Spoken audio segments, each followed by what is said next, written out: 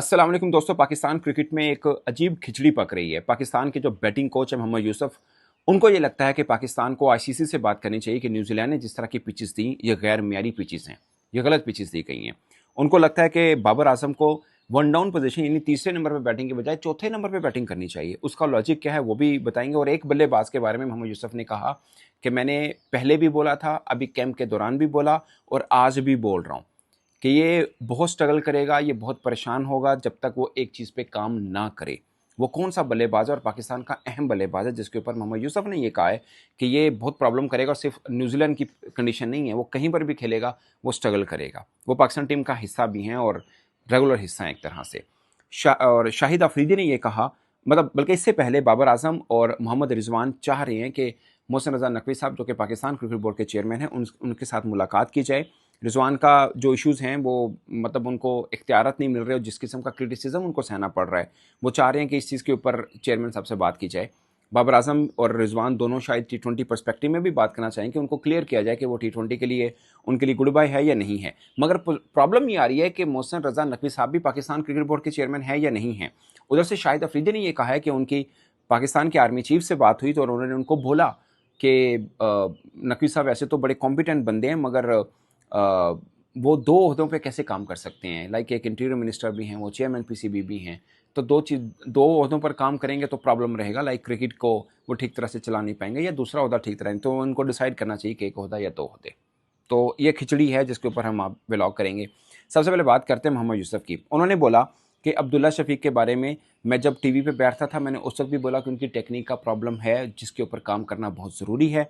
अभी New Zealand tour के बीच में भी मैंने अब्दुल्ला शफीक को बोला, यानी मोहम्मद यूसुफ ने अब्दुल्ला शफीक को बोला कि आपकी टेक्निक में बहुत से प्रॉब्लम्स हैं, आप स्ट्रगल करोगे और ये सिर्फ न्यूजीलैंड की कंडीशन नहीं है, आप एशिया में भी खेलोगे, आप स्ट्रगल करोगे। जब तक आप अपनी टेक्निक को बेहतर नहीं करते हो आपके लिए प्रॉब्लम रहेगा।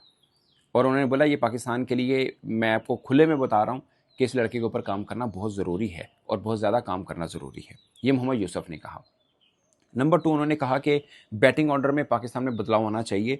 बाबर आजम को वनडे पर्सपेक्टिव में बता रहा हूँ, बाबर आजम को चौथे नंबर पे बैटिंग करनी चाहिए, तीसरे के बजाय। वो वन डाउन पे आते हैं तो चौथे पे आए, फिर सलमान आगा आए, फिर मोहम्मद रिजवान आए।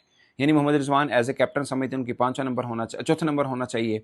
बाबर आजम कहते हैं मेरा वन डाउन होना चाहिए और सलमान आगा पाँचवें पे होना चाहिए। तो मोहम्मद यूसुफ जो बैटिंग कोच हैं वो चाहते हैं कि तीनों का रिशफल हो, तीनों का चेंज हो। वो मतलब वो चाह रहे हैं कि पहली 3 पोजीशन के ऊपर पाकिस्तान के यंगस्टर जो भी ट्राई आउट होने, लाइक ओपनर फ़र्ज़ किया अगर फ़खर जमान अवेलेबल हैं और दूसरे अगर अब्दुल्ला शफीक है, तो वन डाउन पोजीशन के ऊपर कोई और प्लेयर आ जाए, लाइक उस्मान खान अगर हैं या कोई और उमैर बिन यूसुफ हैं, जिसको भी ट्राई आउट करने हैं।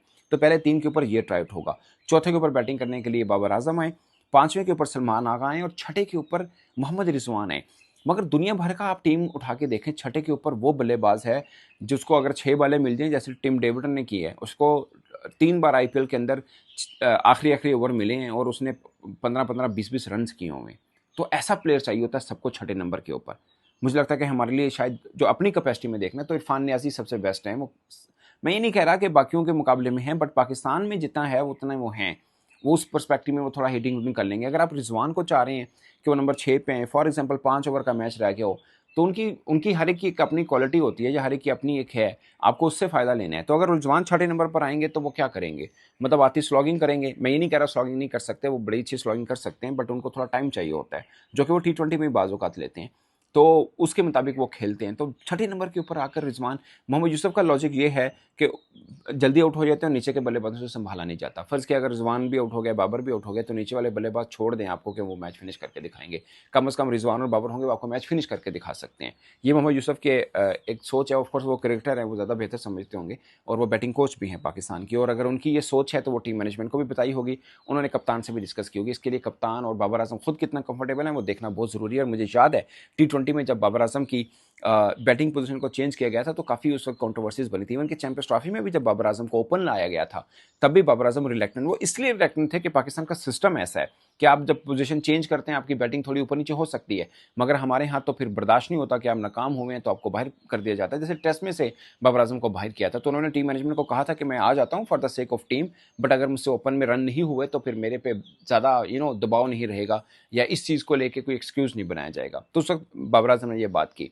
अब आप अगर चाहते हैं बाबर आजम चौथे नंबर पे आए, आई थिंक शायद गलत होगा क्योंकि T20 में वो ओपन करते हैं। तो नए बॉल के साथ वो ज़्यादा बेहतर खेलते हैं। अगर आपको लगता है कोलैप्स हो सकता है तो शायद वन डाउन पोजीशन पे आके वो कोलैप्स को संभाल लें, जैसे विराट कोहली हैं या केन विलियमसन है। मुझे लगता है कि शायद ये ज़्यादा बेहतर पोजीशन है। ये मैं एज ए जर्नलिस्ट समझ रहा हूँ, बट ऑफ कोर्स ये टीम मैनेजमेंट इसके ऊपर डिसाइड करेगी, मगर बाबर और रिजवान की से तो है इस चीज़ को लेके। ऐसा नहीं है कि टीम मैनेजमेंट डिसाइड कर दे और फिर इम्पोज कर दे, ये होना ज़रूरी है। अब खबरें ये चली हैं कि बाबर आजम और रिजवान मिलना चाहते हैं नकवी साहब से। इससे पहले एक छोटा सा हवाला है, जब आखिरी मैच हम हारे थे न्यूजीलैंड के अंदर, तो वहाँ पर भी रिजवान ने कहा था कि बहुत सी चीज़ें, उनसे सवाल हुआ था टी20 का, एजाज वसीम बाकरी ने सवाल पूछा था, उनसे सवाल टी20 का हुआ था। उन्होंने पूछा कि टी20 में आप नहीं है तो क्या कहना चाहेंगे। उन्होंने बोला कि ये मेरे, हमसे तो कोई बात नहीं की गई कि आपको टी20 में नहीं रखना है, ये सिलेक्शन कमेटी का फैसला था और उन्होंने जो फैसला करना था वो कर लिया। हालांकि वो कप्तान थे मोहम्मद रिजवान, बट उन्होंने कहा कि मैं वनडे का कप्तान हूं, तो वनडे में भी बहुत सी चीज़ें ऐसी हैं जो मेरे हाथ में नहीं है। तो वो खुल्लम खुल्ला ये कहना चाह रहे हैं कि भाई मैं कप्तान ज़रूर हूं, बट मेरे पास इख्तियार कुछ नहीं है।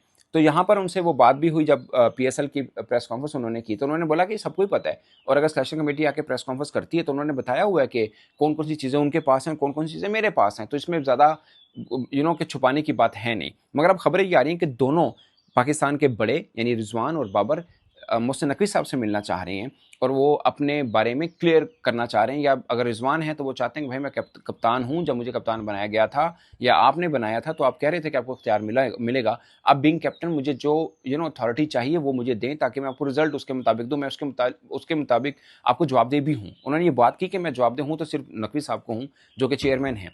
बट मुझे भी ज़्यादातर पे ये लगता है, आपने किसी को कप्तान बनाया तो आप उसको वो वाले अथॉरिटी दें जो दुनिया भर में तमाम कप्तानों के पास होती है। एटलीस्ट प्लेइंग 11 उनकी मर्जी के होनी चाहिए और टीम में कोई क्रिकेटर वो चाहें कि वो होने चाहिए तो वो होने चाहिए। मैं ये नहीं कह रहा कि बिल्कुल ऐसा हो जैसे पहले भी पाकिस्तान के सिस्टम में होता रहा, अगरचे उसका फ़ायदा भी हुआ।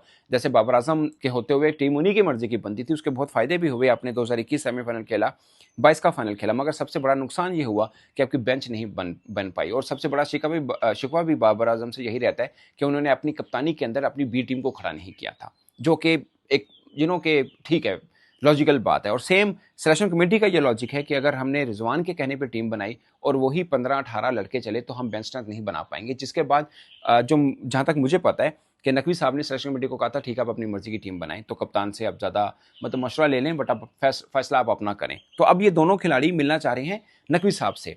और ट्विस्ट ये है कि नकवी साहब का पता नहीं है कि वो हैं या नहीं है, क्योंकि बहुत से पाकिस्तान के पॉलिटिकल एंकर, मैं पॉलिटिकल इसलिए बोल रहा हूँ कि ये मामला पॉलिटिकल है क्योंकि ऊपर से ही आना है ऑर्डर कि नकवी साहब चेयरमैन पीसीबी हैं ना या नहीं ने।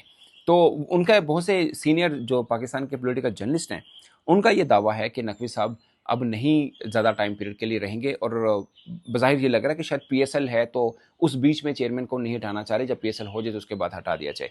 तो ये एक चीज़ है। बट इन केस वैसे मतलब बहुत से ऐसे लोग भी हैं जो चाहते हैं कि नकवी साहब रहें चेयरमैन पीसीबी, ताकि एक कंसिस्टेंसी रहे। मुझे भी ज़्यादा तौर पे लगता है उन्होंने जो बहुत से फैसले किए हैं, अब के अब टीम जिस पोजीशन पे खड़ी है, आप नया चेयरमैन लेके आएंगे, नई पॉलिसी बनेगी, पिछले 1 साल 1.5 साल की जो पॉलिसीज़ बनी हैं वो ख़त्म हो जाएंगी। तो शायद हो सकता है इनकी पॉलिसीज़ में कुछ टाइम पीरियड चाहिए हो सकता है ऐसा हो मामला कि आपको 1-1.5 साल के बाद रिजल्ट मिलना है। ऐसा ना हो कि ये चले जाएँ, कोई नया आए तो फिर वो वाला नई पॉलिसी लेके आए, फिर आप 1-2 साल आगे पीछे हो जाएँ। बट ये डिसाइड होना भी बाकी है कि वो चेयरमैन पीसीबी रहेंगे या नहीं रहेंगे, क्योंकि मामला बहुत ख़राब है। पाकिस्तान की परफॉर्मेंस अच्छी नहीं है, बोर्ड के मामले अच्छे नहीं चल रहे। इवन कि पीएसएल जिसमें हमेशा हाइप होती है, इस बार पीएसएल में भी इतने सरगर्म नज़र नहीं आए नकवी साहब। आपने देखा होगा विजुअल्स के अंदर भी उस तरह से वो नज़र नहीं आ रहे हैं। तो ये बड़े एक क्वेश्चन मार्क हैं।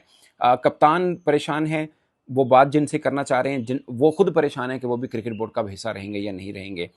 जो कोचेज़ हैं उनको नहीं पता कि अगली सीरीज़ के लिए वो भी कोच होंगे या नहीं कोच होंगे। सिलेक्शन कमेटी को कुछ नहीं पता। तो पाकिस्तान की क्रिकेट इस वक्त, मुझे लगता है, जो 15 साल 16 साल से मैं जर्नलिज्म कर रहा हूँ, जितने डाउनफॉल के अंदर मैंने कभी नहीं देखी है। और प्रॉब्लम ये आ रहा है कि उसके सामने आंसर भी नहीं मिल रहा कि इस तरह से ये टीम थोड़ी बेहतर हो सकती है। आई होप कि ये पीएसएल हो रहा है, इसके अंदर क्रिकेट पाकिस्तान की कुछ बेहतर हो, कोई एक आधा अच्छा नया चेहरा मिल जाए, स्पेशली बॉलिंग में कोई अच्छा चेहरा जरूर मिल जाए और छठे नंबर को कोई अच्छा बैट्समैन मिल जाए, पाकिस्तान की क्रिकेट थोड़ी सी शक्ल बन पाए। क्योंकि पाकिस्तान क्रिकेट बुरी खेल रही है, ये पाकिस्तान के लिए तो बुरा है, क्रिकेट के लिए भी बुरा है। क्योंकि एशिया के अंदर आप देखें पाकिस्तान या ओवरऑल वर्ल्ड क्रिकेट में पाकिस्तान दूसरे नंबर पे आता है अगर आप पॉपुलेशन वाइज बात करते हैं। और अगर ऐसे देश की क्रिकेट गिर रही हो तो वो क्रिकेट के लिए किसी तरह से भी अच्छा नहीं है। मगर पाकिस्तान को अब यहाँ से आगे बढ़ना है, और किस तरह आगे बढ़ना है, कैसी चीज़ें आगे लेके जानी है, इसके ऊपर ट्रस्ट में मुझे ज़्यादातर पर तो बड़ी कन्फ्यूजन है। कुछ समझ नहीं आ रहा कि राह कहाँ से निकलेगा, कब निकलेगा और कैसे निकलेगा। तो दोस्तों ये खिचड़ी एक बनी हुई है, इस पर अब कोई भी चीज़ हतमी है नहीं है। बट आने वाले कुछ दिनों में एटलीस्ट मुझे लगता है कि PSL के बाद बहुत सी चीज़ें क्लियर होंगी, क्योंकि कोचेज़ भी आएंगे, चेयरमैन साहब का भी पता चलेगा, और भी बहुत से प्रॉब्लम है जो सॉर्ट आउट होंगे, I hope positively sort out होंगे।